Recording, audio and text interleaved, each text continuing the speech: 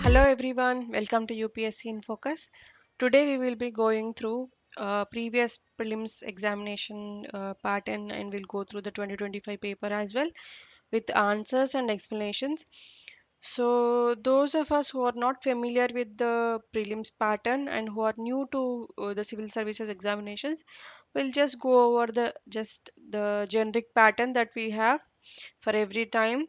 So it is before you attempt for the first time. So this is the pattern. So for the qualification of civil service, you have three levels of examination. The first level is the preliminary examination, second is mains, and third is interview. So the first preliminary examination has two papers, GS1 and GS2. GS1 is paper 1 is GS, means general studies, and the paper 2 is CSAT. It's more about aptitude and problem solving. So both have 200 marks, but the GS paper will have 100 questions and the CSAT paper will have 80 questions. So the CSAT paper is of qualifying nature. You just have to pass it by securing more than 33%. And both have the same time, 2 hours. And the GS paper is also qualifying nature, depends upon the cutoff that they announce for every year. But above the cutoff, it is just qualifying. The marks are not added to the your final score. So if we look at the syllabus of this, let me show you what is the syllabus.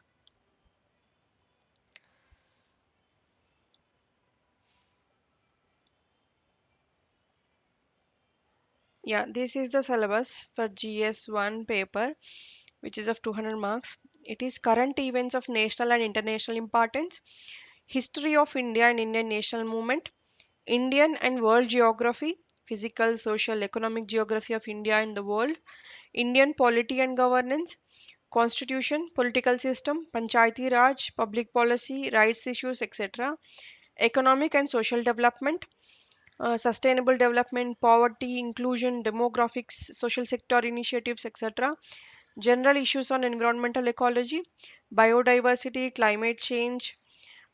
These do not require subject specialization but a overall generic in knowledge and general science. So if you see the total allocation of questions in 2025, the environmental aspect got 10 questions, history 12 questions. Most of them are related to Gandhi and the national movement. And geography has 14 questions. Economics has 21 questions. And science and tech got 15 questions. Polity got 15 questions. And current affairs got 13 questions. So you can formulate a strategy according to your interest, whichever area is your focus, whichever area comes easy to you, you can focus on that to get maximum rewards. And one thing that we must remember is that GS1 paper has negative marking and CSAT also has negative marking. One third is the percentage, like that means if you answer three questions incorrectly, you will get 1 mark reduced from your total marks gained. Okay, that is it. So if what is the subject that you need to focus on? For example, current events, anyway you go through newspaper every day, so these cannot be avoided in any case. So current affairs, the reading of current affairs is important because it covers all areas. If you read newspaper, it will cover international aspects, international important matters, and it will also cover national important matters. It will also cover something like economy, environment. These most of the topics are already covered. The only thing that is not covered is history of Indian national movement. But if there is any reference to that movement or history, you can just go back and review all that you have read. And polity and governance, it is a sort of static syllabus. It doesn't change very often. Only major changes will be there. It is just revision of existing things. So if you have read comprehensively, like from end to end, one time, entire polity is done, you can only review it. You only need to review it. So it will stay there forever. Okay. And Indian polity also, if we look at the 2025 questions, most of them are similar to what is there in news currently, what is there in news now. For example, anti-defection, some of the constitutional amendments, 10th schedule, like that. So it stays relevant for a few years. So whatever is the topic, it stays relevant. So it is better to focus on Indian polity and the current affairs, so you will have at least some secure marks in place, and you can venture into the other ones for any other thing. One more important thing is the environmental aspects. So UPSC loves questions about climate change, the Paris summit, and the COP, developmental goals. These are main, these are very important, because if you go through, like from now on, when you go through 2025 paper, you will see how many questions come from that. So if you have covered just one topic, you will easily answer 4 to 5 questions from 2025, right? So that's how you strategize. So do it according to your convenience. Now let's go to the prelims 2025 paper, and we'll go through each questions one by one patiently. Okay, so the first question is, with reference to investments, consider the following: 1. Bonds, 2. Hedge funds, 3. Stocks, 4. Venture capital. How many of the above are treated as alternative investment funds? So what are alternative investment funds? Alternative investment funds are such funds, they are privately pooled and regulated by SEBI, and they collect from multiple sources.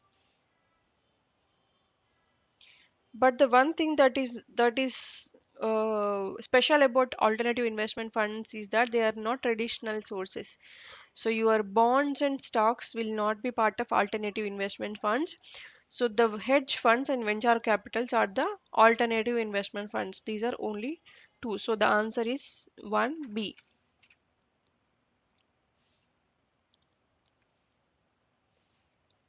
Okay. The next question is, which of the following are the sources of income for the Reserve Bank of India? The first one is buying, selling government bonds.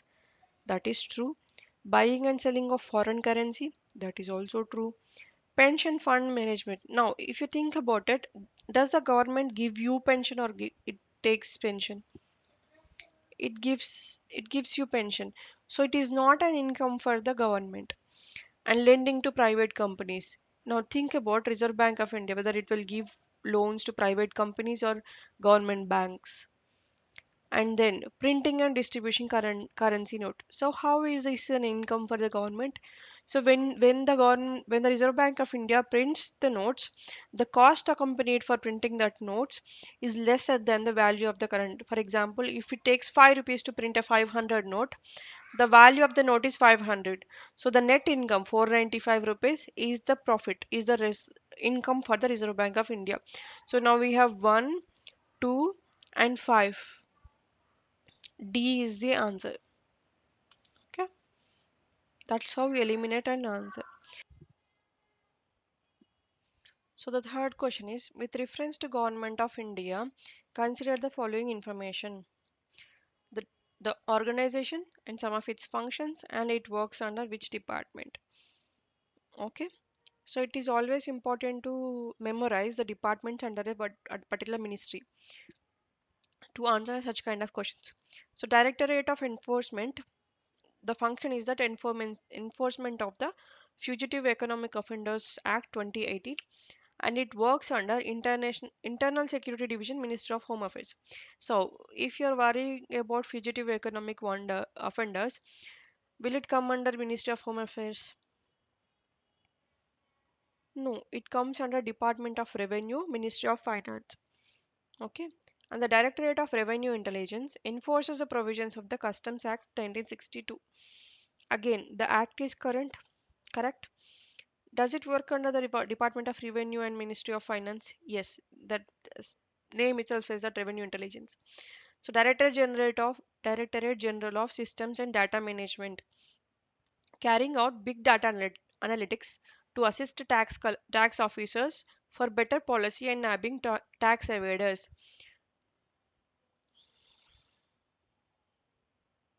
So this is also correct. Part of Department of Revenue and Ministry of Finance. So now we have 2 and 3 correct, which makes it B. Now we have to be careful here because it doesn't say whether 1 is correct or 2 is correct or 3 is correct. It asks how many of the above rows are correctly matched.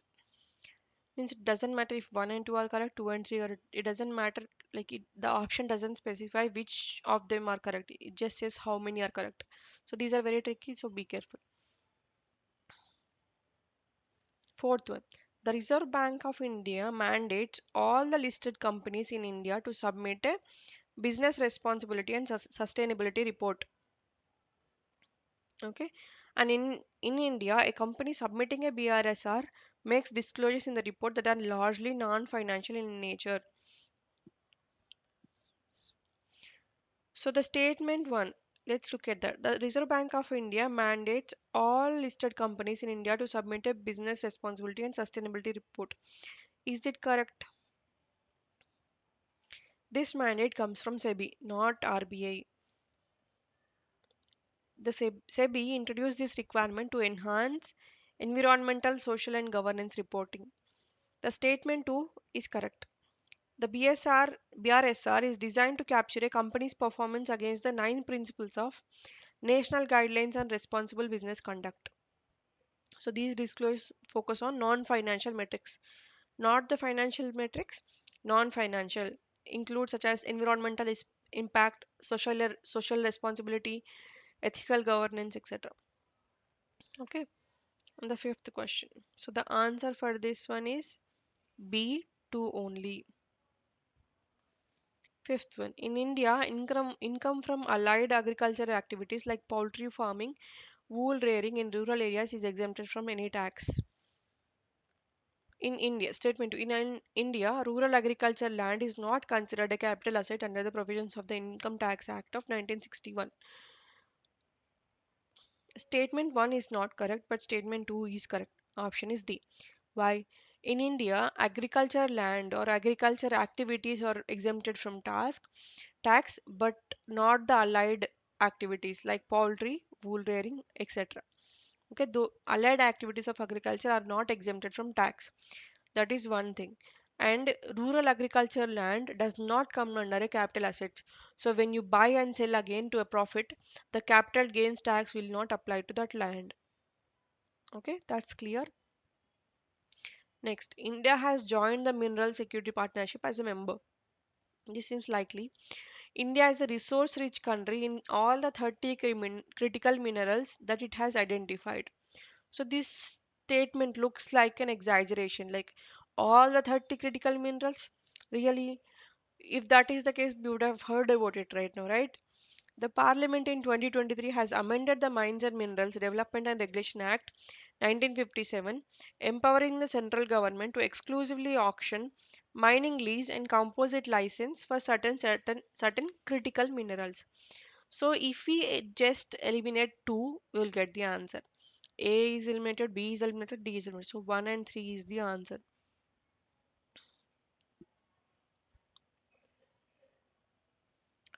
So let's go to the statements again. India has joined the Mineral Security Partnership as a member. This is a US-led partnership. India joined in June 2023. While India has identified the 30 critical minerals, it is not a resource rich in all of them. So for many of the identified minerals, it is heavily dependent on imports. That we all know, for lithium ion, batteries, for solar equipment, everything we depend on imports. Okay, the third one, the Indian Parliament has passed Mines and Minerals Development and Regulation Act 1957,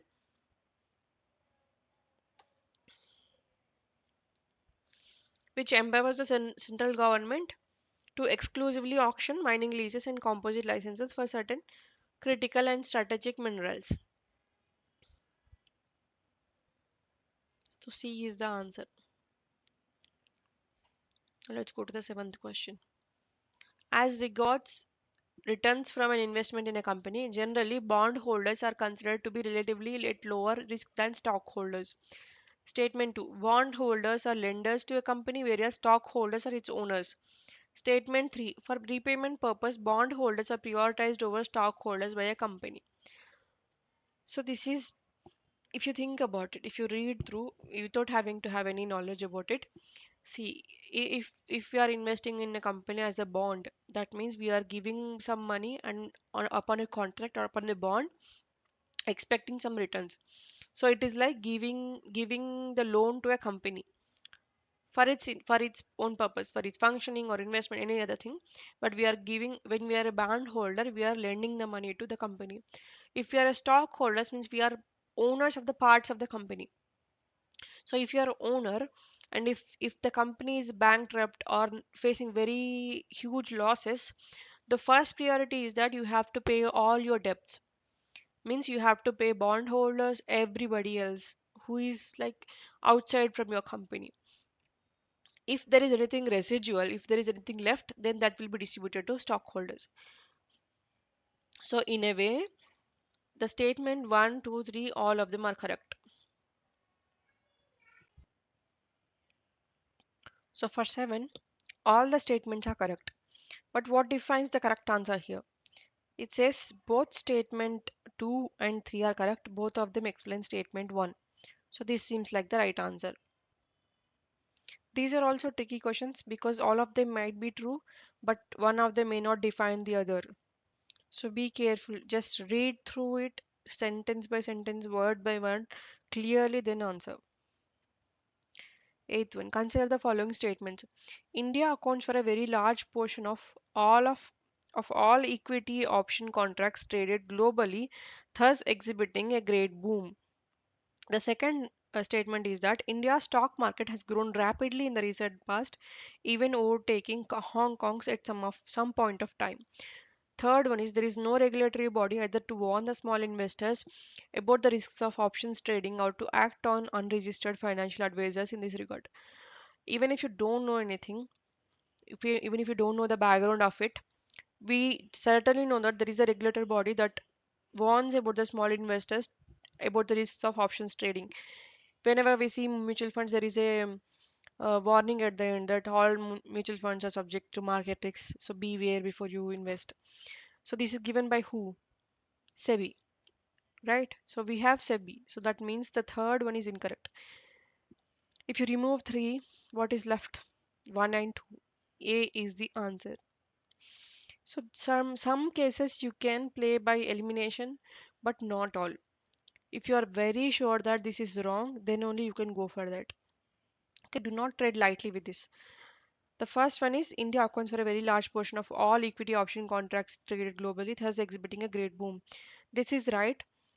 India has consistently ranked as the world's largest derivative exchange by volume, largely driven by massive retail participation in index options. Statement 2 is also correct. In late 2023 and early 2024, the market capitalization of the Indian stock market surpassed that of Hong Kong, making it the fourth largest equity market globally. So these are important statistics about India's global boom. Just remember. Ninth question. Circular economy reduces emissions of greenhouse gases. This is the first statement. Circular economy reduces the use of raw materials as inputs. Third is circular economy reduces wastage in the production process. So all of them are in sync, that we can agree. What is circular economy? Circular economy means, the name itself says that it is a circular economy. What does it mean? It means recycle, reuse, reduce consumption. That is circular economy. So it, in a way, it reduces emissions of greenhouse gases. For example, if you take plastic only, if the manufacturing industry always uses virgin plastics, imagine the kind of volume that the plastic will have in our world and the impact indirectly on the greenhouse gases, right? So circular economy reduces emissions of greenhouse gases and reduces the use of raw materials as inputs, by reusing and recycling and repairing existing materials, the need for extracting and processing virgin raw materials is significantly lowered. And the third one, circular economy reduces wastage in the production process. This is by improving efficiency and designing out waste in the production process to ensure that fewer resources are lost, further reducing the carbon footprint. So, both three statements are correct, but both statement 2 and 3 are correct, and both of them explain statement 1. Is it correct? Yes. A is the answer. If you go to 10th, capital receipts create a liability or cause a reduction in the assets of the government. Borrowing and disinvestment are capital receipts. Interest received on loans creates a liability of the government. Now, here also you can use elimination technique. Interest received on loans creates a liability of the government. What is liability? It is something negative, means it draws out from the government. If interest is received to the government, then why will it be a liability? It will be a profit, it will be an income, right? So 3 is definitely wrong. If we eliminate 3, what is left? 1 and 2. 10A is the right answer. So capital receipts create a liability. Capital receipts means what? The loans and borrowings and the disinvestment. They both form capital receipts. So both are same only, like 1 and 2 are agreeing with each other. So that's 10A, 11th one. Now we have done with the economy part. There may be other questions, one or two here and there, but this is mainly history. Consider the following statements about Raja Ram Mohan Rai. He possessed great love and respect for the traditional philosophical systems of the East.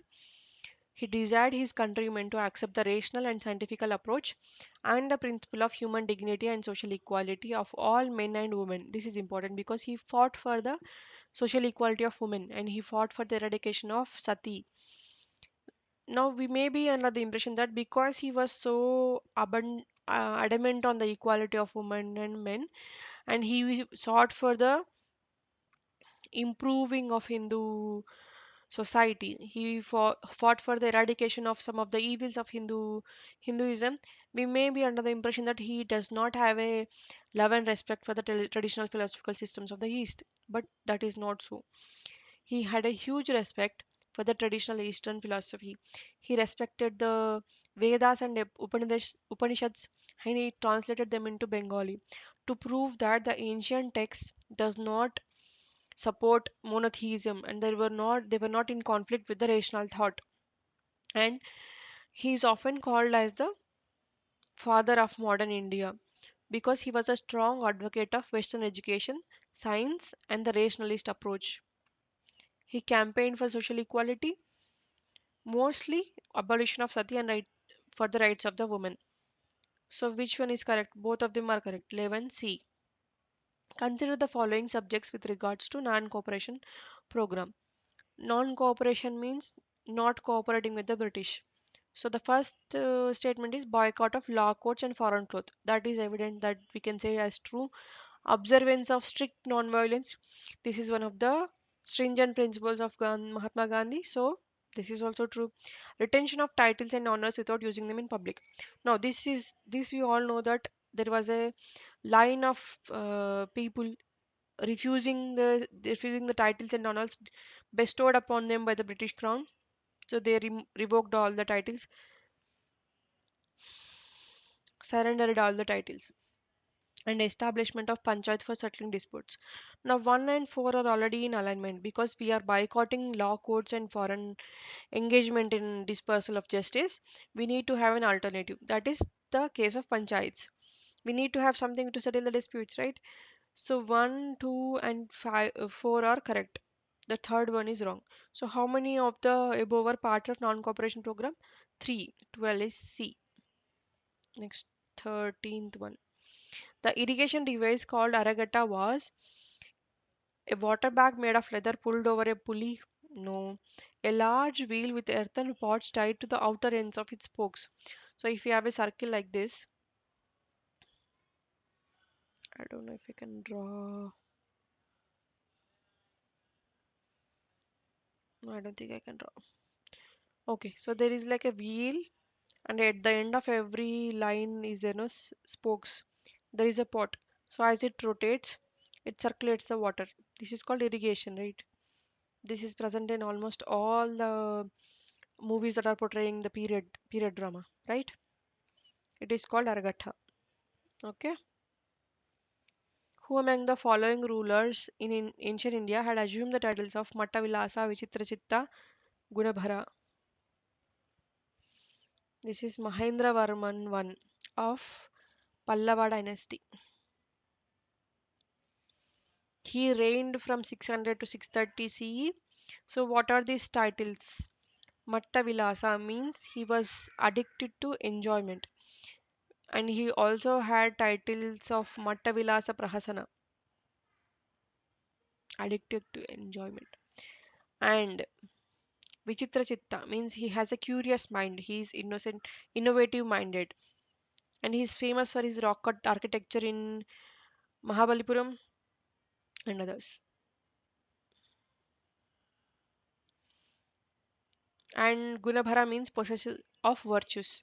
He had other titles like Chettaghari because temple builder, Sankirna Jadati of mixed caste and origin, likely referring to his musical innovations. It's Mahendra Varman. So it is important to remember the titles of these rulers. From history, you need to have set of by-hearted terms like the Mughal terms, Persian terms, and the ancient terms, the titles of the rulers, what the books that they wrote. So those are important. And Fahin, the Chinese pilgrim, traveled to India during the reign of Chandragupta II. This was famous. He had this Chinese pilgrim only had praised about the kingdom. He was a Buddhist traveler. He wanted to travel across the world to go over all the important Buddhist sites.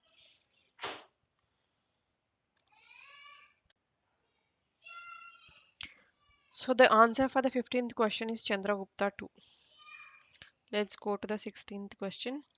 Who among the following led a successful military campaigns against the kingdom of Srivijaya, the powerful maritime state which ruled the Malaya Peninsula, Sumatra, Java, and neighboring islands?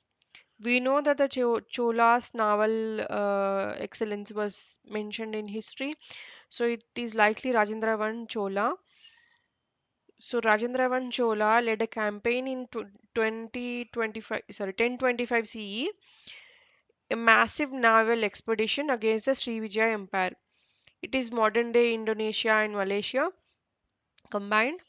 It was to primarily ensure free trade and protect Chola from the commercial interests in on Indian Ocean. So Srivijaya has begun to restrict trade routes to China. So that was the intention.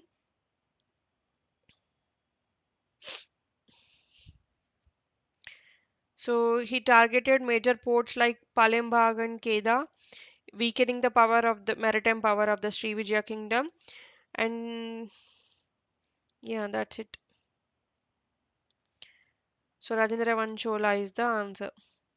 With reference to ancient India 600 to 322 BC, consider the following pairs: the territorial region and the river flowing in the region. So Asmaka he says Godavari, Kamboja he says Vipas, and Avanti as Mahanadi, Kosala and Sarayu. We know one that Kosala, Sarayu, this might be correct that we know, right? So let's go over one region by one. Asmaka or Asaka is the only Mahajanapada located in south of Vindhya range. It is situated on the banks of Godavari river. So this is correct. Kamboja Vipas is incorrect because Kamboja was located in the far northwest. The Vipas river means the Bias river that is now flowing through Punjab is more closely associated with kingdoms like Kuru or Gandhara. Okay, then this is correct. This is not correct. Avanti Mahanadi is incorrect because Avanti was located in central India, the Malwa region. Its capital Ujjain is on the banks of the Shipra river. The Mahanadi flows through, as we know, Chhattisgarh and Odisha. So second and third are incorrect. 1 and 4 are correct. That's why only 2. It is B. 17 answer is B. Now let's go for 18th. 18th. The first Gandharva Mahavidyalaya, a music training school, was set up in 1901 by Vishnu Digambar Paluskar in Lahore. Okay, that's a straight answer that we have to remember from history. Second one, the Ashokan inscription suggests that Pradeshika, Rajuka, and Yukta were important officers. These three are important officers in the district level administration. Okay, B is the correct answer. Pradeshika was the head of the district administration. Rajuka was the responsible for surveying and assessing the land, and Yukta was a subordinate to the Pradeshika, and he was in charge of revenues. Okay, it is district level. So these terms are important. The office terms also. Consider the following statements with respect to non-cooperation movement. The Congress declared the attainment of Swaraj by all legitimate and peaceful means to be its objective. It was to be implemented in stages with civil disobedience and non-payment of taxes. For the next stage, only if Swaraj did not come within a year and the government resorted to repression. At the Nagpur session of the Indian National Congress, December 1920, the party's goal was changed from the attainment of self-government through constitutional means to the attainment of Swaraj by all legitimate and peaceful means. So it was previously considered maybe possible through constitutional means, but since it is not going to happen, they have declared that it should be attained through legitimate and peaceful means. And it was to be implemented in stages. The final stage, including civil disobedience and non-payment of taxes, was intended at a later stage if the government continued repressive policies. So both 1 and 2 are correct. C is the answer.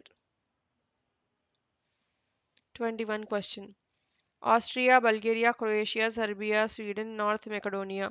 How many of the above are members of the North Atlantic Treaty Organization? We know NATO.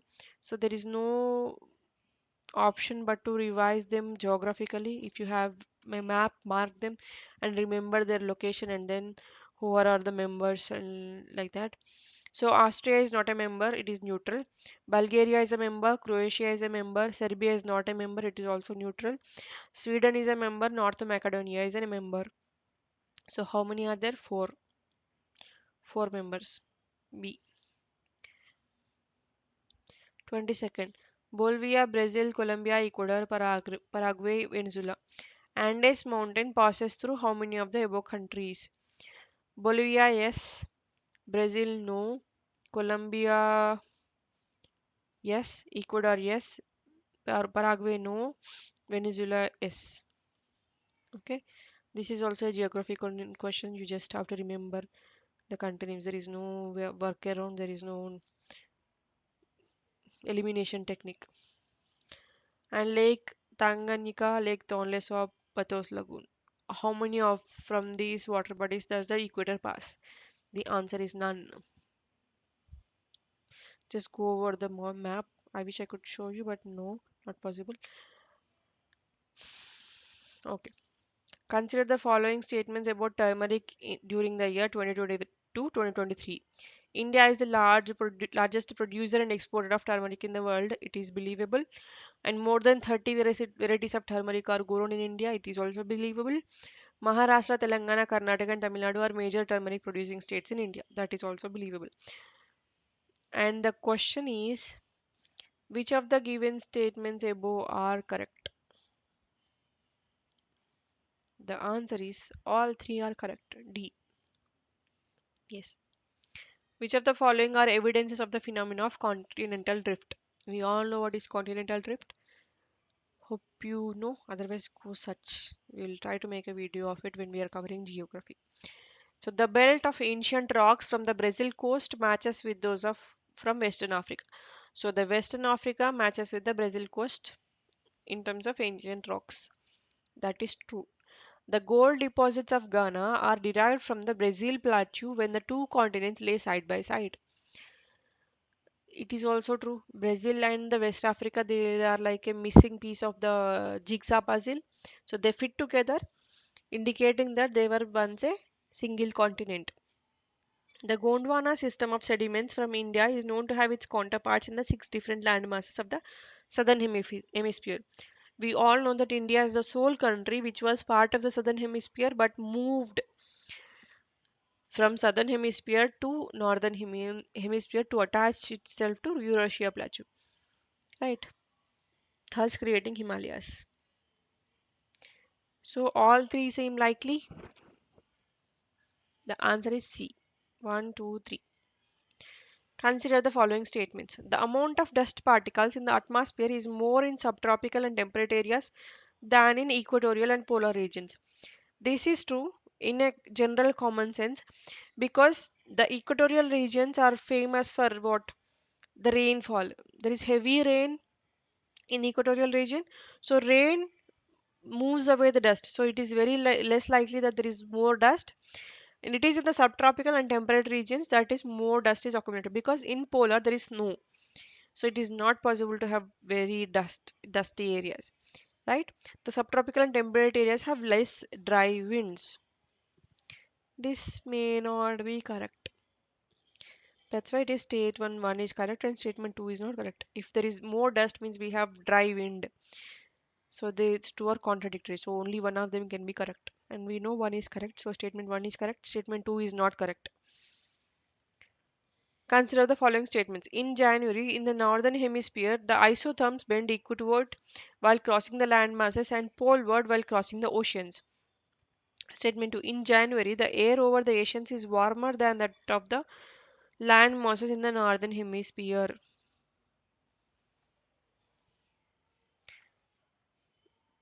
Let's see. In January, we'll go one by one, okay?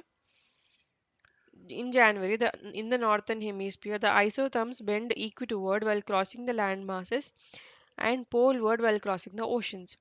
So this is true because isotherms, lines of equal temperature, isotherms means same temperature, bend when they move between surfaces with different thermal properties. An isotherm moves from warm ocean onto the cold land. It must bend equatoward, right? Then it moves from the cold land to warmer ocean. It bends poleward. So the connection is true. Statement 1 is true. For the statement 2, in January, winter in the northern hemisphere, land masses cool down much faster than the oceans due to lower specific heat capacity of the land. Consequently, the air over the relatively warmer ocean water remains warmer than the air over the cold land. This is also true. But those two are different statements. They do not have any connection or explanation. So I think it's B. Both the statements are correct, but statement 2 does not explain statement 1.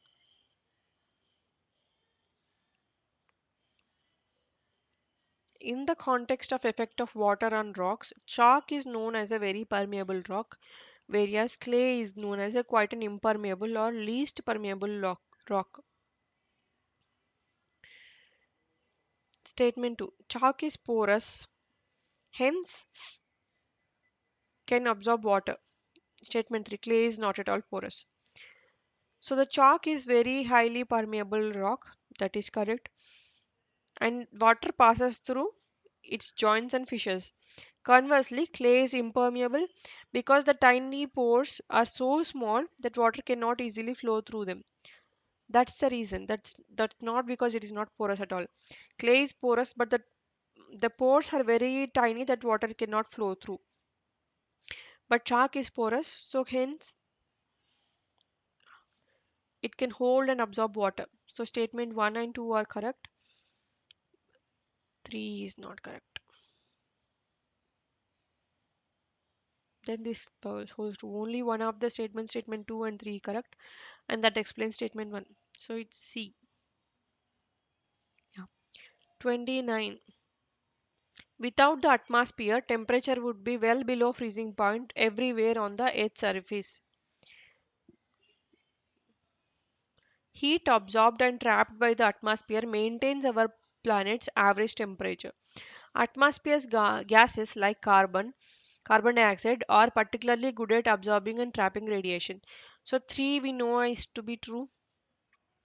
2 also we know heat absorbed and trapped by the atmosphere maintains our planet's average temperature. That is also correct. But here it says without the atmosphere temperature would be well below freezing point everywhere on its surface. May not be true. So 2 and 3 are correct. D is the answer. Okay, then 30. Rashtriya Gokul Mission. First one, it is important for the upliftment of rural poor as majority of low producing indigenous animals are with small and marginal farmers and landless laborers. This is true. It was initiated to promote indigenous cattle and buffalo rearing and conservation in a scientific and holistic manner. So the key for this one says both 1 and 2. This is correct.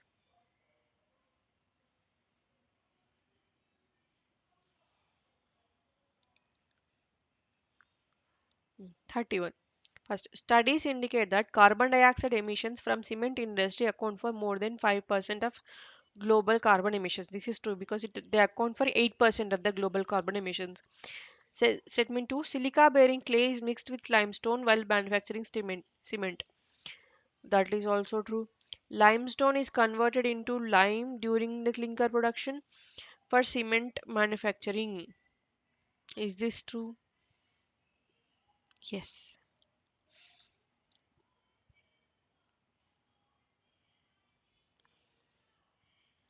But does statement 2 and statement 3 explain statement 1? Can we say that?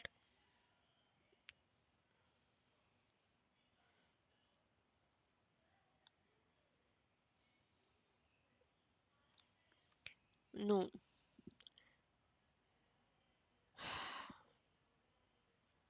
So limestone is converted into lime during clinker production. So this is directly contributing to the carbon footprint. And statement this chemical process called calcination is directly releasing CO2. So statement 3 explains statement 1 and not statement 2. So both statements are correct, but only one of them explains statement 1. Now, COPD 28 questions. There are a lot of questions on this. Statement 1. At the 28th United Nations Climate Change Conference, India refrained from signing the Declaration on Climate and Health. Okay, we will pause and see. Maybe this is possible or this is not possible. Well, let's keep it like that. Statement 2. The COP28 Declaration on Climate and Health is a binding declaration, and if signed, it becomes mandatory to decarbonize health sector. So this may seem likely, but statement 3. If India's health sector is decarbonized, the resilience of its healthcare system may be compromised. This is 100% true. If we have to move to signing declaration on climate and health, we would have to compromise on our very solid, very efficient healthcare system. It may not be effective, but it has reach. That's why it is important for India to not sign anything on a haphazard basis or without thinking through, because our own requirements are met because of that. We may have to have, it is a impending issue that we have to decarbonize, but health comes up as a priority. So, statement 1 is correct. India did refrain from signing the Declaration on Climate and Health, but not because it is binding, but because it compromises on our healthcare systems. So the statement 2 is not correct because it is not mandatory to, it is not binding to sign that, but India did not sign anyway. So what is the answer? Only one of the statement 2 and 3 is correct, and that explain the statement 1. 2 is not correct. 3 is correct. Next, 33 question. Statement 1. Scientific studies suggest that a shift is taking place in Earth's rotation and axis. This is true. Statement 2. Solar flares and associated coronal mass ejections bombarded the Earth's outermost atmosphere with tremendous amount of energy. This is also true. Statement 3. As the Earth's polar ice melts, the water tends to move towards the equator. This is also correct. Both statement 2 and 3 are correct, but only one of them explains statement 1. This one explains the tilting of the axis because the earth polar ice is melting, it is moving towards an equator, destabilizing the like changing the stability in sort of terms. That's why it is this, there is a shift taking place in axis. 34 question. Statement 1. Article 6 of the Paris Agreement on climate change is frequently discussed in global discussions on sustainable development and climate change. So it says frequently there are no exaggerations. So this is already discussed. This is already there in current affairs. So this is true. Article 6 of the Paris Agreement on climate change sets out the principles of carbon markets. Statement 3. Article 6 of the Paris Agreement on climate change intends to promote inter-country non-market strategies to reach their climate targets. I think this is talking about carbon credits. So statement 1 is correct. Statement 2 is also correct. Article 6 establishes the framework for international carbon markets, allowing for the trading of carbon credits to meet nationally determined contributions. So we can buy, share, market the carbon credits. Statement 3. Article 6.8 of the Paris Agreement explicitly provides a framework for non-market approaches such as technology transfer and capacity building where no trading of credits involved. Means when it comes to technology transfer or capacity building, no trading of credits is involved. So all of them are correct.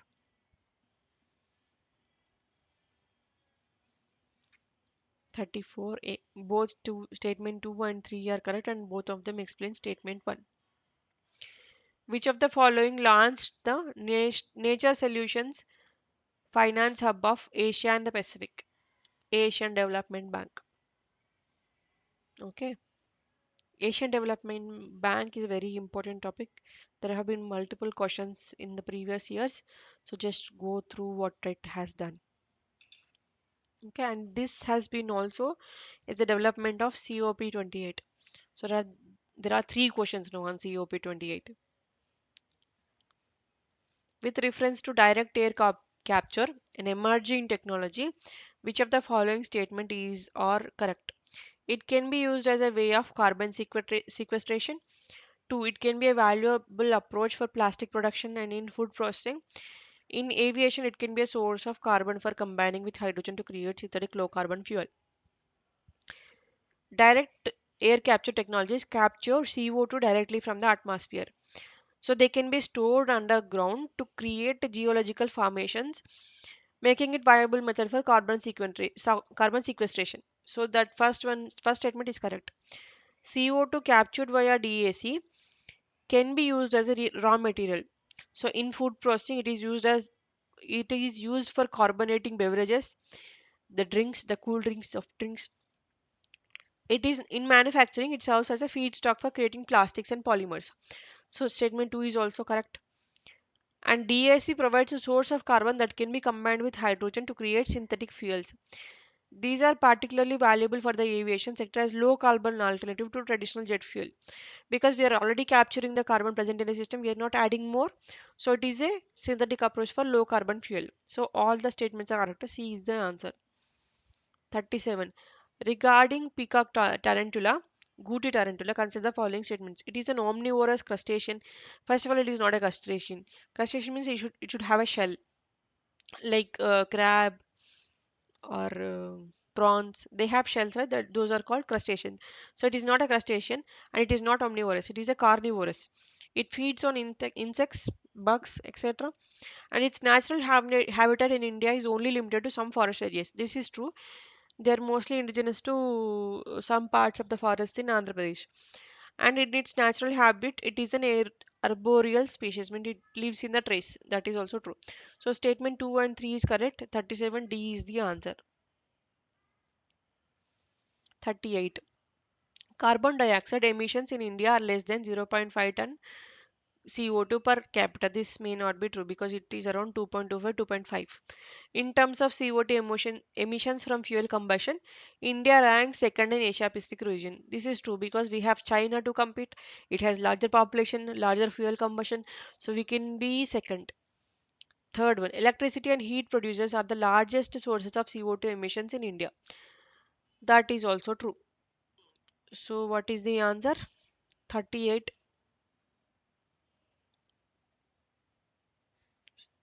2 and 3, which is C. Second one, sorry, 39. 39 question. Plant and description. Cassava.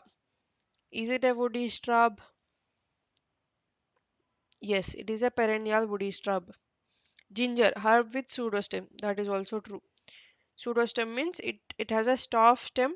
It is a fast. Sorry, pseudostem is made of rolled leaf bases. Malabar spinach is a herbaceous climber. That is also true. It's a vine and climber. Mint is a herb, not a shrub. So that is not correct. Papaya is a woody shrub. That is also correct. Sorry, it is not correct. It is a herbaceous plant, but it is a giant herbaceous plant, not a woody shrub. So we have one, two, three, four. Four are correct. Sorry, only three are correct. Mint is not right. One, two, three. Yes. One, two, three. Only three, which is B answer. 40. With reference to the planet Earth, consider the following statements. Rainforests produce more oxygen than that produced by oceans. Marine phytoplankton and photosynthetic bacteria produce about 50% of all the oxygen. Now, this straight away we can say that first and two are not aligned.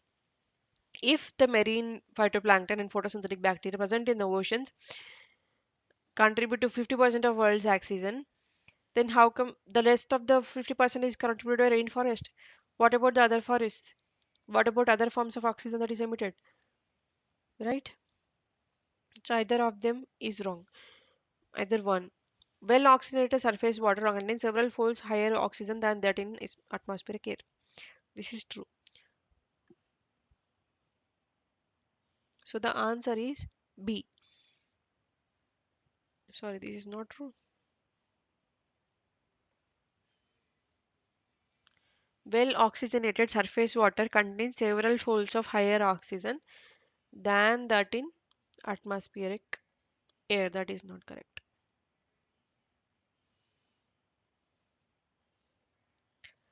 Because the concentration of the atmospheric air is much more than the water. So by volume, atmospheric air has more volume than that of the surface water of the oceans. So first one is wrong, third one is wrong, only two is the answer. 41. Consider the following types of vehicles. Full battery electric vehicles, hydrogen fuel cell vehicles, fuel cell centric hybrid vehicles. How many of the above are considered as alternative powertrain vehicles? So any electric vehicle, anything other than the traditional fuel centric vehicle is called an alternative powertrain vehicle. So I think all the three are right answers. With reference to unmanned aerial vehicles, consider the following statements. All types of UAVs can do vertical landing. I don't think so. Some require a runway or net or parachute to land. All types of UAVs can do automated hovering. That is also not true. They cannot stay automatic. They cannot stay at one place and hover. Only few of the multi-rotors or certain specialized vertical takeoff and landing aircrafts can hover UAVs, the common UAVs needs to move forward always. All types of UAVs can use battery only as a source of power supply. That is also not true. They can use internal combustion engines as well, hydrogen fuel cells as well, solar power as well. So there are multiple sources of power supply. So all of them are not correct. So the answer is none. In the context of electric vehicle batteries, consider the following elements: cobalt, graphite, lithium, nickel. How many of the above usually make up battery cathodes? I think three. Graphite is an anode, not a cathode. So cobalt, nickel, and lithium. Lithium we know is a cathode. So only three. 43, 3. 44. This is a simple question. Cigarette butts, eyeglass lenses, car tires. How many of them contain plastic? All three. You might be wondering eyeglass lenses. Some eyeglass lenses are made of what is it called? Sorry, I forgot the word. It's either glass or fiber or something they say, but it is made of plastic. It looks like glass, but it does not break. It can cause scratches. So all three. Consider the following substances: ethanol, nitroglycerin, urea. Coal gasification technology can be used in the production of how many of them? This is a strictly science and tech, so you must go through all these things. Gasification technology can be used in the production of how many of them? All of them. Ethanol. Ethanol syngas is produced from coal gasification and it can be converted into ethanol through chemical synthesis or fermentation. Nitroglycerin gasification produces ammonia, which is via syngas, which is a precursor to nitric acid.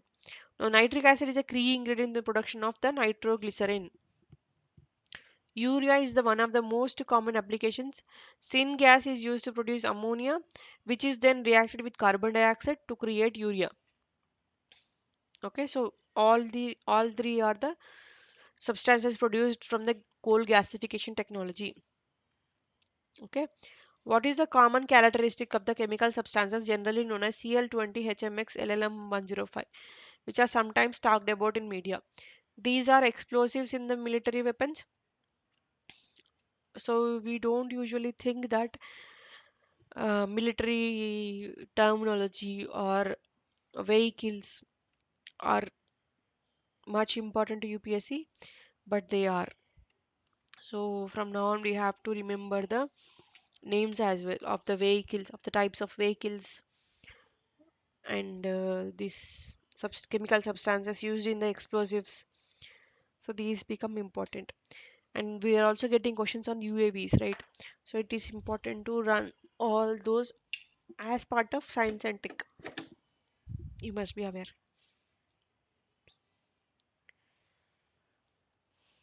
Okay. 47. It is expected that Majorana 1 chip will enable quantum computing. 2. Majorana 1 chip has been introduced by Amazon Web Services. Not true. This was introduced by Microsoft. Deep learning is a subset of machine learning. That is also true. So 2 is wrong. That leaves us with C, 1 and 3. Right. With reference to monoclonal antibodies, often mentioned in the use, consider the following statements. They are man-made proteins. They stimulate immunological function due to their ability to bind to specific antigens. They are used in treating viral infections like that of Nipah virus. This all of them are correct. Monoclonal antibodies are man-made proteins. They mimic the immune system's ability to fight off harmful pathogens like viruses. They stimulate immunological function due to their ability to bind to specific antigens so that it becomes easier for the immunity to recognize the cancer cells or the virus cells and they can flag it and destroy. They are used in treating infections like Nipah virus, and they are also used in treating COVID-19, Ebola, and other cancers. So all three are correct. 48D. 49. No virus can survive in ocean waters. Not true. No virus can infect bacteria. Not true. No virus can change the cellular transcriptional activity in host cells. This is the basic nature of virus. So this is also not true. But you have to be careful if he is asking for the correct number or the incorrect number. So all three. Here is asking about the correct number. So all three. 50. Statement 1. Activated carbon is a good and an attractive tool to remove pollutants from effluent streams and to remediate contaminants from various industries. Statement 2. Activated carbon exhibits a large surface area and a strong potential for absorbing heavy metals. So, if it absorbs heavy metals, it can also be used to remove pollutants and remediate contaminants, right? So, both of them are in sync. Statement 3. Activated carbon can be easily synthesized from environmental waste with high carbon content. That is also correct. It can be synthesized from very high carbon rich waste materials such as coconut shells, wood, coal, and agriculture residues. So all three statements are correct.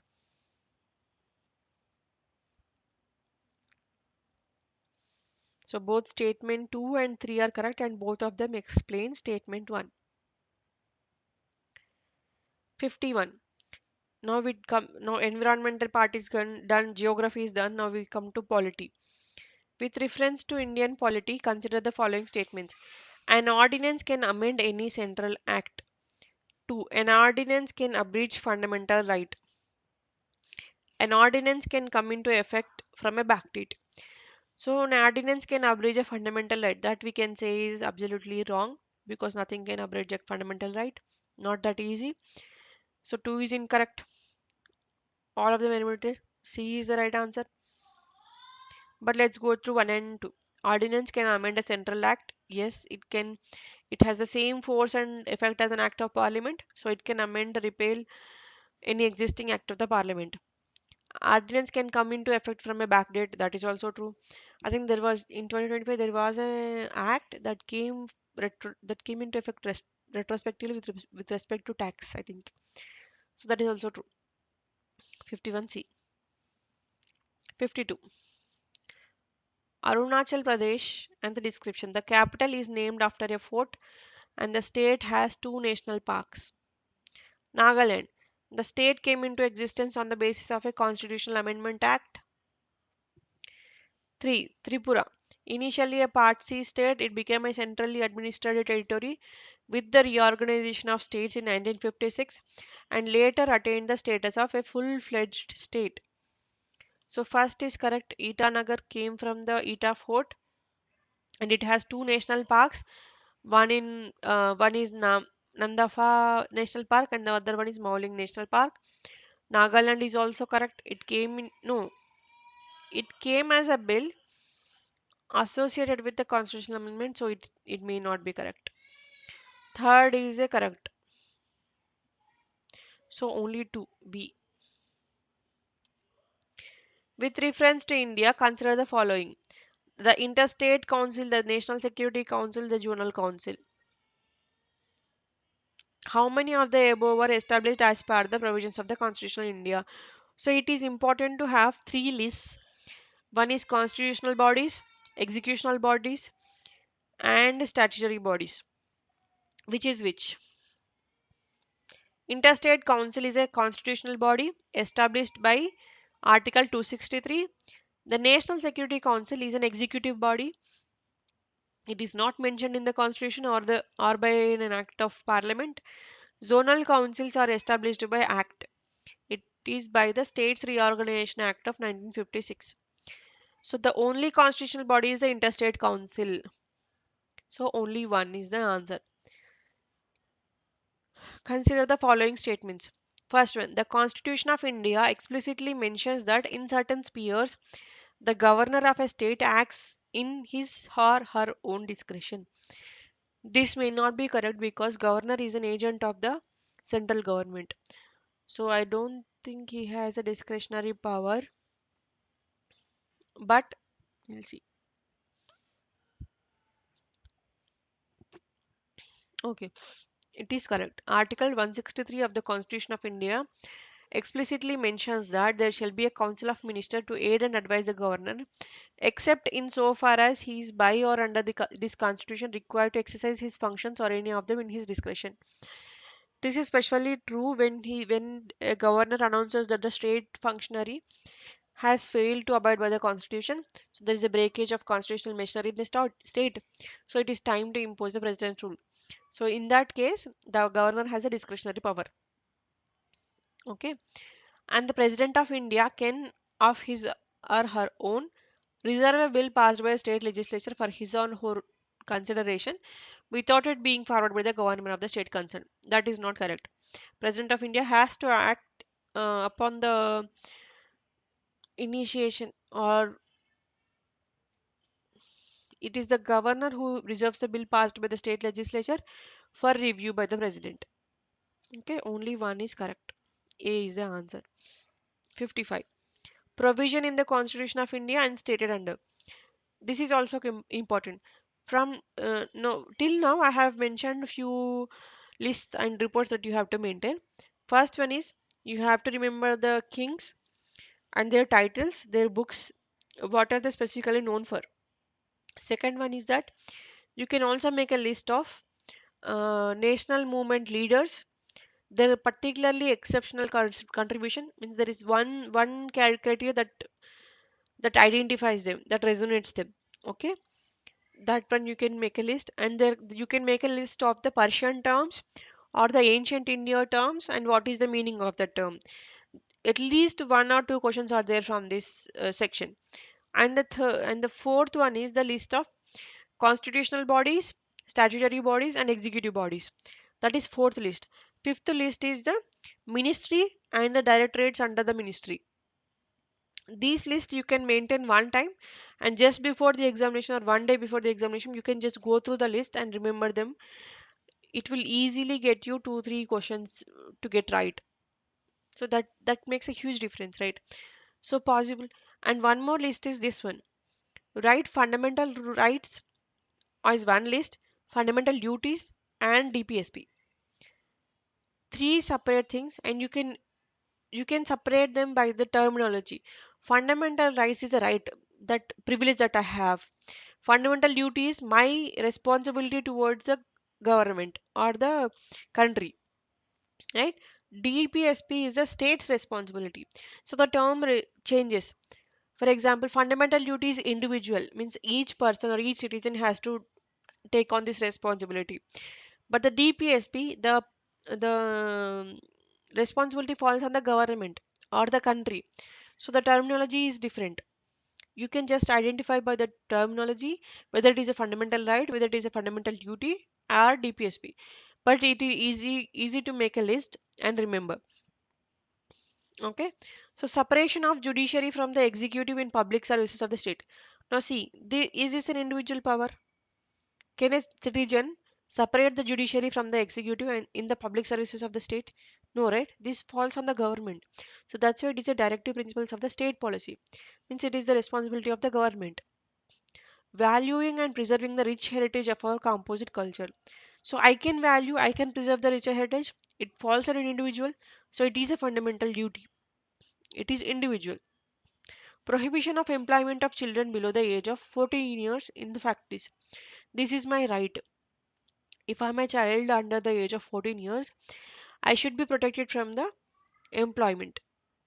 So this is part of fundamental right. So how many of the above pairs are correctly matched? All three.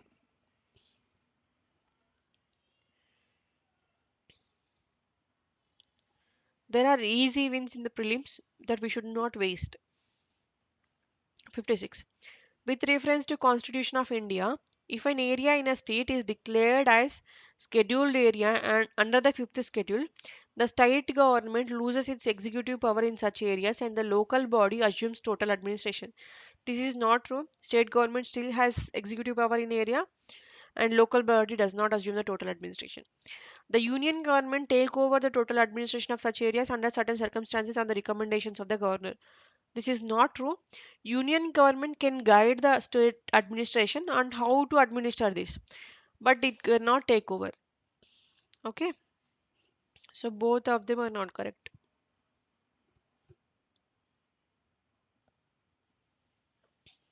Oh, sorry. Here I missed one term. Under certain circumstances means like president rule or when the state, it looks like the state that cannot do the needful. So statement 2 is correct. The answer is B. With reference to India, consider the following pairs. National Automotive Board under Ministry of. See, this is one more thing that came under the ministry, right? If you have that report, then you can answer this. The National Automotive Board comes under Ministry of Commerce and Industry. Is it true? No, it comes under Ministry of Heavy Industries. Automotive means cars, so it comes under Ministry of Heavy Industry. The COIR Board, it comes under Ministry of MSME, Micro, Small, Medium Enterprises, not Heavy Industries. The National Center for Trade Information, it comes under Ministry of Commerce and Industry, not MSME. So all three are not correctly matched. So 57 is D. 58. Consider the following subjects under the Constitution of India. 1. List 1. Union list in the 7th schedule. Extent of the executive power of a state. Conditions of the governor's office. For a constitutional amendment with respect to which of the above, ratification by the legislatures of not less than one half of the states is required before presenting the bill to the President of India for assent. So, ratification by the legislatures of the states is only invoked when there is a state matter concerned. So, which of these three has a state concern? Conditions of the governor's office? Yes. Extent of the executive powers of the state? Yes. Union list. Whether union list is of importance to state, you may think no, but it is necessary. Because what if some of the state powers are included in the union list? If the state don't get a vote in the union list, then some of the powers of the state list can be revoked and added to the union list, right? That's why this is also important to have the ratification of one half of the states required. Okay, so the answer for 58 is A, 1 and 2 only. Okay, sorry. Conditions of the governor's office is not part of the, because governor is an agent of the central. Sorry, it's a mistake on my part. Okay, with reference to Indian polity, consider the following statements. The governor of a state is not answerable to any court for the exercise and performance of his powers and duties of his or her office. No criminal proceeding shall be instituted or continued against the governor during his or her term of office. Members of the state legislature are not liable to any proceedings in any court in respect to anything said within the house. All of them are true. So 1, 2, and 3. 60. Production of crude oil, refining, storage, and distribution of petroleum, marketing and sale of petroleum products, production of natural gas. How many of the above activities are regulated by the Petroleum and Natural Gas Regulatory Board in our country? The answer is only two. Production of crude oil, I don't think we have control over that. Marketing and sale, production of crude oil is regulated by Directorate General of Hydrocarbons. Refining, storage and distribution controlled by Petroleum and Natural Gas Regulatory Board. Marketing and sale of petroleum products is regulated by PNGRB.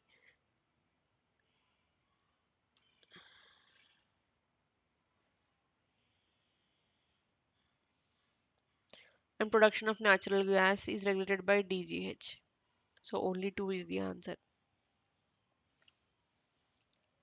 Suppose the revenue expenditure is 80,000 crores and the revenue receipts of the government are 60,000 crores. The government budget also shows borrowings of 10,000 crores and interest payments of 6,000 crores. Which of the following statements are correct? Revenue deficit is 20,000 crores. It is true. 80,000 is the revenue expenditure. Revenue receipt.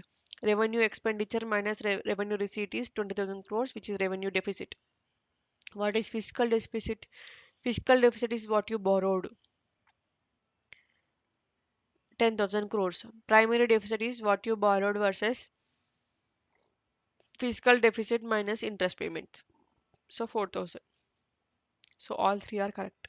61D. 62. India is one of the founding members of the International North-South Transport Corridor, a multimodal transport corridor which will connect India to Central Asia to Europe via Iran. That is also correct. Some of the investments that we do in terms of transport corridors is important. Just go through whatever investments we have did in Central Asia, West Asia, East Asia. Okay.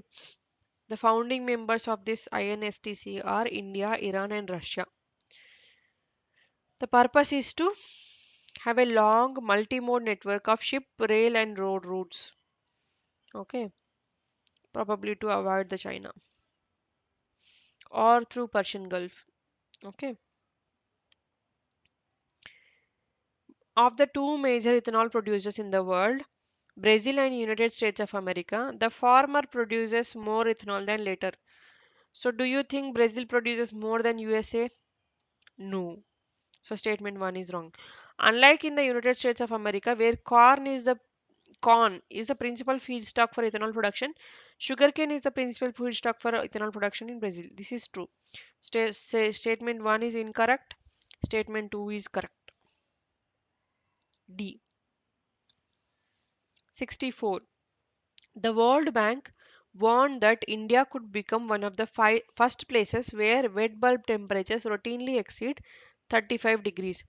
Which of the following statement best reflects the implication of the above said report? Peninsular India will most likely suffer from flooding, tropical cyclones, and droughts. Wet bulb temperature. What is wet bulb temperature? Means it refers to high heat and humidity. Okay, not precipitation, not storm patterns. So it is not possible. It may be possible because of the severe temperatures, but not because of wet bulb temperature that there is a flooding, tropical cyclones, and etc.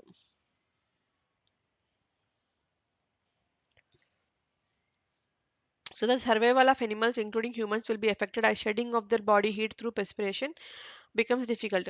So when the temperature exceeds 35 degrees of heat and humidity, the cooling down of our body, whether humans or animals, through perspiration becomes difficult. So even if you sweat, it doesn't cool down. So you don't sweat. So perspiration, cooling through perspiration becomes difficult. So both of them are correct. 64C is the right answer. A country's fiscal deficit stands at 50,000 crores. It is receiving 10,000 crores through non-debt creating capital receipts. The country's interest liabilities are 1,500 crores. What is the gross primary deficit? So if you remove this 10,000 crores because they are non-debt creating capital receipt, there is no interest on that. What becomes the primary deficit? Fiscal deficit minus interest. 50,000 minus 1,500, 48,500. 65A is the answer. So if you know this one, you can answer. If you know 61 question, you can also answer the 65 question. 66. Which of the following statements with regard to recommendations of the 15th Finance Commission of India are correct? First, it has recommended grants of 4,800 crores for the year 2022-23 to the year 2025-26 for incentivizing states to enhance educational outcomes. This is true, mainly to enhance the educational outcomes. That is true. 45% of the net proceeds of union taxes are to be shared with states. It is correct. Sorry, it is not 45%, it is 41%. It was it was modified from the earlier 14th commission recommendation. 14th commission recommended 42%, 15th commission recommended 41%, owing to the fact that we have no two new union territories, Jammu and Kashmir and Ladakh. Okay. And the third one, 45,000 crores are to be kept as performance based incentive for all states for carrying out agricultural reforms. This is true in terms of land lease reforms and sustainable water use. Fourth one, it reintroduced tax effort criteria to reward fiscal performance. This is also true. So except two, all are them correct. 1, 3 and 4. C is the correct answer. 67. Consider the following statements in respect of International Bank of Reconstruction and Development. It provides loans and guarantees to middle income countries. Correct. It works single-handedly to help developing countries to reduce poverty. Not single-handedly, it works with World Bank. And there are other banking groups as well, organizations, governments, private sectors. So it is not single-handedly. It itself says something like an exaggerative, so it may not be correct. It was established to help Europe rebuild after World War II. That is also correct. 1 and 3. 67C is the answer. Consider the following statements in respect of RTGS and NEFT. These are general common sense topic that we daily use. So these are just easy give. In RTGS, the settlement time is instantaneous, while in case of NEFT, it takes some time to settle payments. This we all know. RTGS itself says it's real time, so it is within seconds. In RTGS, the customer is charged for inward transactions, while that is not the case for NEFT. Inward transactions means the one that is receiving the payment. So it is not true for RTGS and NEFT, both inward transaction is not charged.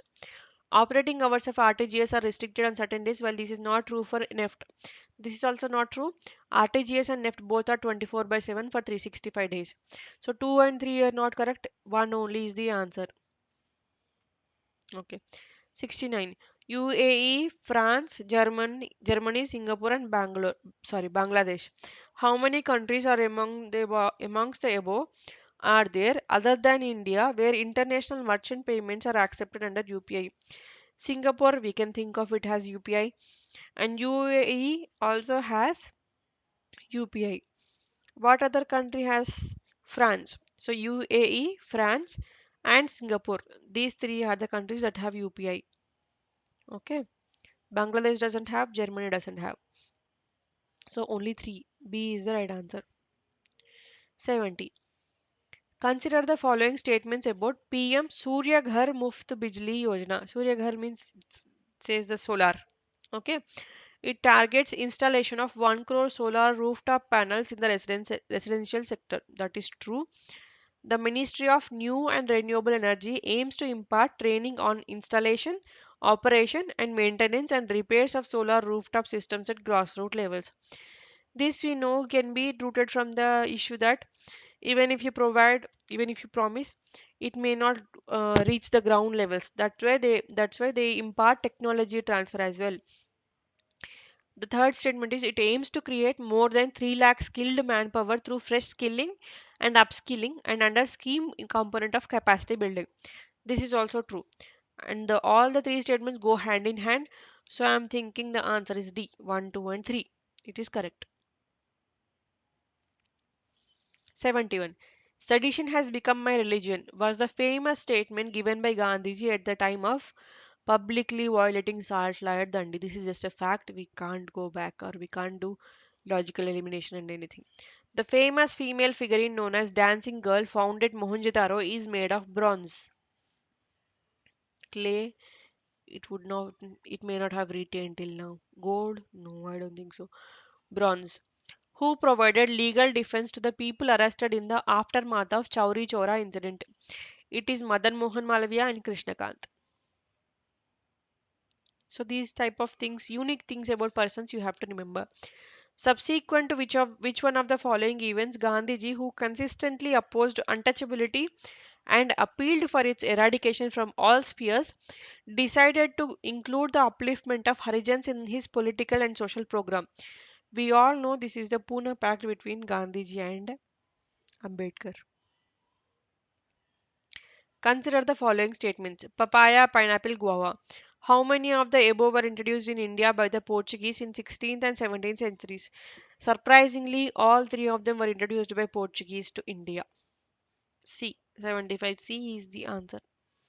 Consider the following countries: UK, Denmark, New Zealand, Australia, Brazil.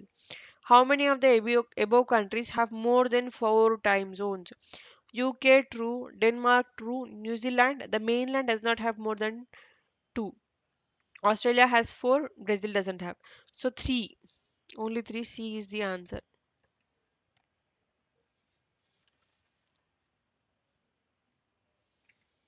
Okay. 77. Andir in Siberia and Nome in Alaska are a few kilometers from each other. But when people are waking up and getting set for breakfast in these cities, it would be different days because they are separated by international dateline. So if it is Monday in Siberia, it is Sunday in Nome. It is not Tuesday in Nome because Siberia is comes in the east, Alaska comes in the west. So the day starts from east to west, right? So if Monday it is if the if Siberia is Monday, that means Monday has not reached Nome yet. So it is Saturday in Nome. It is one day earlier in Nome. So only one is correct. 77A. 78. Who among the following was the founder of the self-respect movement? Periyar E.V. Ramaswamy Nayakar. There is no question about it. 78A. Consider the following pairs. Country Botswana, resource rich in diamond, Chile, lithium, this we know, Indonesia, nickel. All of them are correct.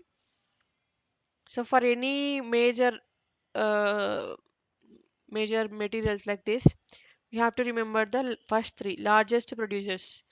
Three, three largest producers you have to remember. Lithium, Chile, you remember because lithium batteries for the electric vehicles, it is in use. So you remember that. Consider the following pairs. Mallorca, Italy, Normandy, Spain, Sardinia, France. This may not be just random. There must have been something going on in these cities that must have been in the news. That's why they are mentioned. But these names are jumbled. I think Sardinia is in Italy, Normandy is in France, Mallorca is in Spain. So none of them are correct.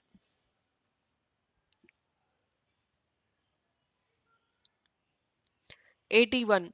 Statement 1. Some rare earth metals are used in the manufacture of flat television screens and computer monitors. Statement 2. Some rare earth elements have phosphorescent properties. Phosphorescent properties means luminescent, means they have light. Okay. So both statements are correct.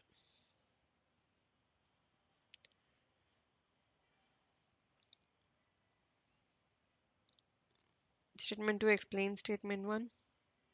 81A correct. 82. Indian Railways have prepared a national rail plan to create a future ready railway system by 2028. It's not by 2028, it's by 2030. So this is wrong. Kavach is an automatic train protection system developed by collaboration with Germany. It is not true. This has been used in 2026 as well. Kavach is an indigenous automatic train protection system. It is not developed in collaboration with any country. It is indigenous. Kavach system consists of RFID tags fitted on track in station section. That is true. So only 3 is correct. But he's asking about which of the given statements are not correct. So 1 and 2. 82A is the answer. Now, Axiom 4, SpaceX, Gaganyaan. How many of the space missions given above encourage and support microgravity research? All three of them. All three of them.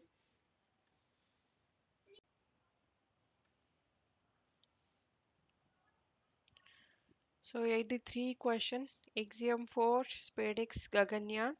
All three support, encourage the microgravity research. How? Axiom 4 is a private astronaut mission to International Space Station. It was completed in July 2025. It was specifically supported to microgravity research, including 7 Indian experiments focused on space biology, human health, and crop growth. SpaceX is primarily a technology demonstrator for autonomous docking and refueling. This mission also supports microgravity research.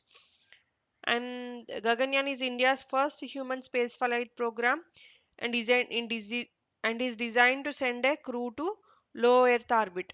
A core objective of the mission is to provide a platform for scientific research in microgravity, including experiments in biological sciences, physical sciences, and space medicine. So, all three, there is no other way around. We have to learn the terms.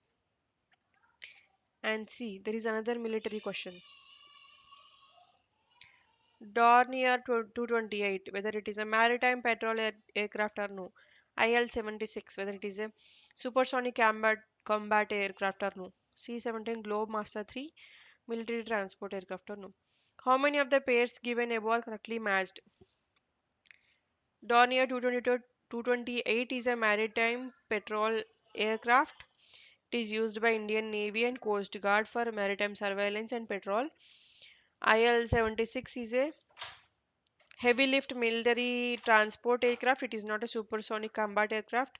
C-17 Globemaster is again a heavy lift strategic transport aircraft by the Indian Air Force. So 2 is incorrect. Only 2 are correctly answered. 84B. 85. Artificial way of causing rainfall to reduce air pollution makes use of silver iodide and potassium iodide. They act like crystals, ice crystals. So they induce combining of the water particles to form rainfall. Consider the following statements with regard to pardoning power of the President of India. The exercise of this power by President can be subjected to limited judicial review. This is true. This has been clarified in number of judgments that the exercise of this power is subjected to limited judicial review to see if the decision is arbitrary, modified, or based on irrelevant considerations. The president can exercise this power without the advice of the central government. This is incorrect because president exercises their constitutional powers, including the power of pardon, on the aid and advice of the Council of Ministers. A is the answer. One only. 87. On the dissolution of the House of the People, the Speaker shall not vacate his or her office until immediately before the first meeting of the House of the People after the dissolution. This is true. Second, according to the provisions of the Constitution of India, a member of the House of the People, on being elected as a Speaker, shall resign from his or her political party immediately. Shall resign means it is not mandatory in India, but he can voluntarily resign. So 2 is incorrect. 3. The Speaker of the House of the People may be removed from his or her office by a resolution of the House of the People passed by a majority of the all the then members of the House, which is an absolute majority, provided that no resolution shall be moved unless at least 14 days notice has been given of the intention to move the resolution. This is also correct. So 1 and 3 are correct. C is the answer for 87. 88. If any question arises as to whether a member of the House of the People has become subject to disqualification under the 10th schedule, the President's decision in accordance with the opinion of the Council of Union Ministers shall be final. This is not true. If any legislature MP is subject to disqualification under 10th schedule, which is an anti-defection law, the residing speaker or the president residing speaker's opinion on the decision is final. There is no mention of the word political party in the Constitution of India. This is wrong. There is a mention when the 10th schedule was added as part of a constitutional amendment, political party was mentioned. So both are not correct. 88D. 89. In India, state governments have no power for making rules for grant of concession in respect of extraction of minor minerals, even though such minerals are located in the territories. So this may not seem good because minor minerals, we are not talking about critical minerals. So if critical minerals are there, there may be like a strategic perspective where we can say that central government will have the power to determine the rules and regulations for that. But it is minor minerals, so state government will have the power to make concessions and extraction of minor minerals. So this statement is not correct. In India, the central government has the power to notify minor minerals under the relevant law. I think it is correct. Yes, statement 1 is not correct. Statement 2 is correct. 90. Which organization has enacted the National nature restoration law to tackle climate change and biodiversity loss. This is European Union. Consider the following statements. Panchayats at the intermediate level exist in all states. It is not all states. I think there is a provision in the constitution that says if the state's population is not more than 20 lakhs, it need not have panchayats. So one is incorrect. To be eligible to be a member of panchayat at the intermediate level, a person should attain age of 30 years. This is not correct. This may be for MLA or MP, but panchayat it is 21. Age is the limit. So 2 is also not correct. The Chief Minister of a state constitutes a commission to review the financial position of panchayats at the intermediate levels and to make recommendations regarding the distribution of net proceeds of taxes and duties levied by the state between the state and panchayats at the intermediate level.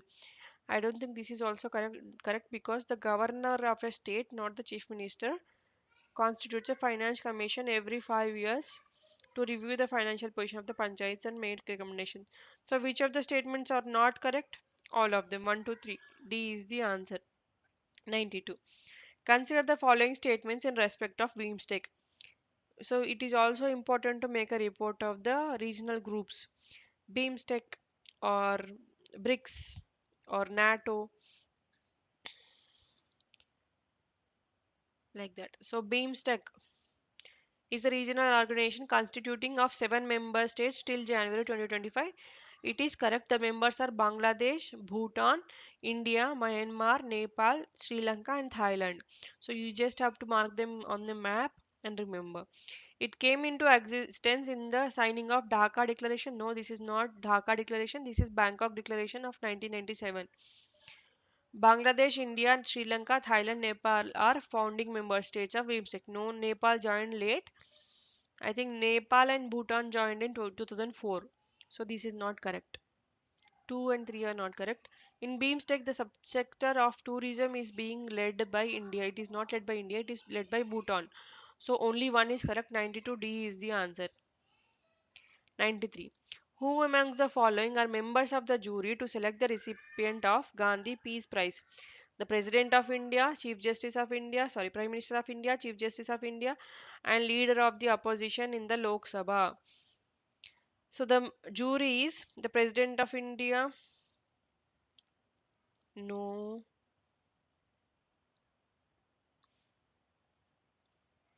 It is the Prime Minister of India, Chief Justice of India, leader of the opposition, and two eminent persons.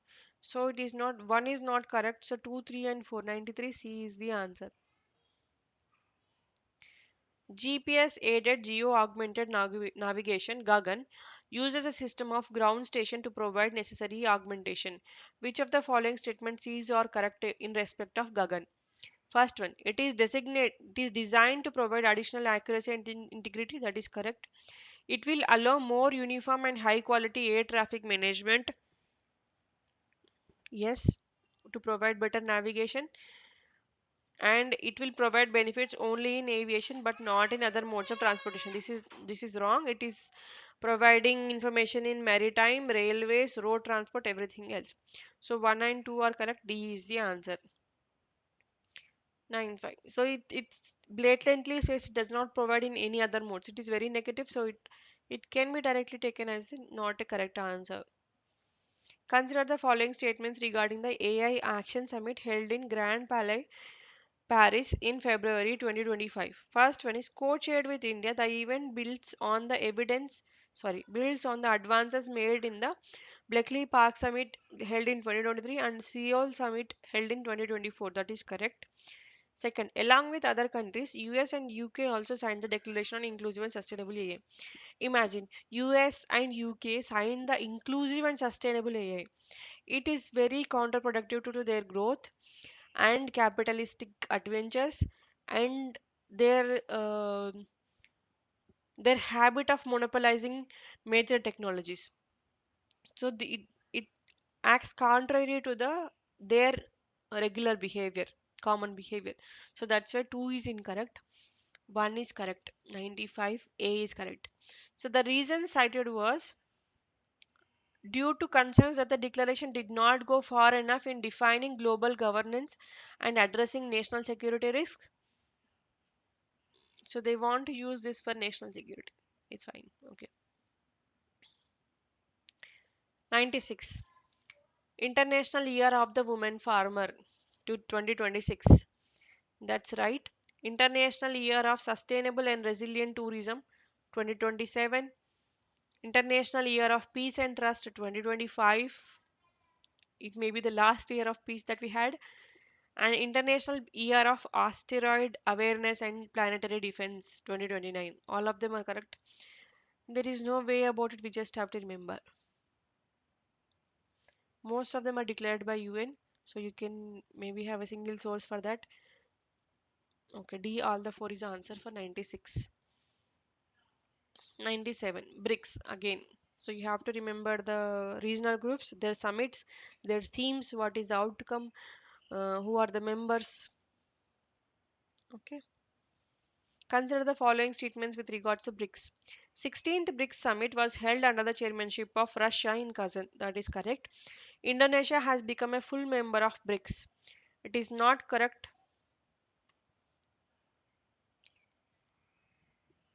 16th BRICS summit was held in October 2024, but Indonesia joined in January 2025. So that is not correct. So you have to remember the years where the country joined.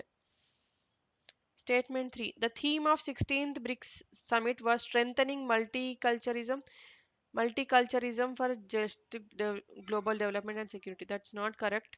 It is not multiculturalism, it is multilateralism. So 3 is wrong, 2 is wrong, 1 only is the answer. 97. Sorry.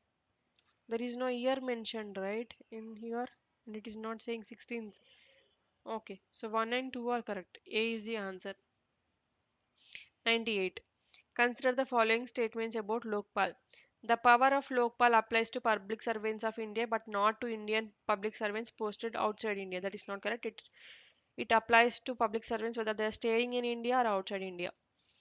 The chairperson or a member shall not be a member of parliament or a member of legislature of any state or union territory, and only the Chief Justice of India, whether incumbent or retired, has to be its chairperson. That's not true. While the chairperson or member cannot be MPs or MLAs, the chairperson need not be only the Chief Justice of India. It can be a former judge of a Supreme Court also, and he can be an eminent person meeting specific criteria as well. The chairperson or a member shall not be a person of less than 45 years of age. That is true. Lokpal cannot inquire into allegations of corruption against sitting Prime Minister of India. That is not true. They can inquire. So only 2 is wrong. 1, 3 and 4, or 4 is not right. 1 and 3. B is the correct answer. Sorry, A is also not correct. Sorry. 1 is not correct. 2 is not correct. 4 is not correct. Only 3 is correct. So A is the answer. Now these two are cheeky questions because they are from sports. We don't usually concentrate on sports for UPSC, but once in a few years event, or like first time events or major events, so you just have to know from the current affairs.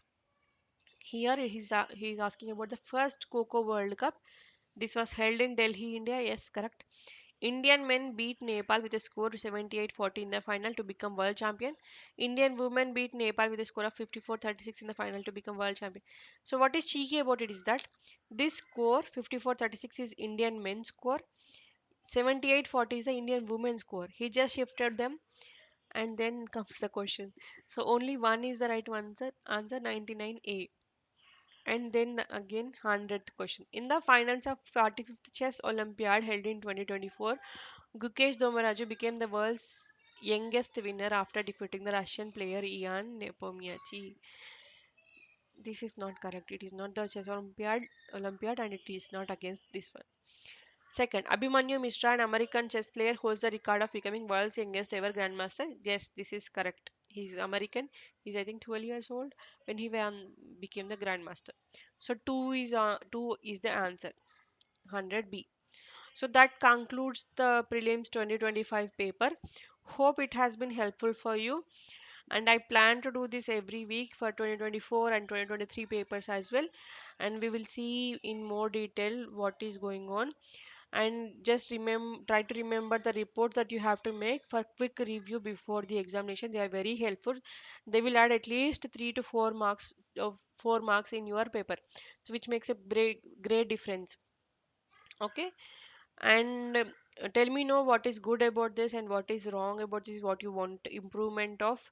You want to go through the questions more slowly or more in detail, just put it in the comments. And if you liked what we have done, what I have done in this, and if you want to see more of this, please like, share and subscribe, and comment down whatever you liked or disliked. All are welcome. Thank you.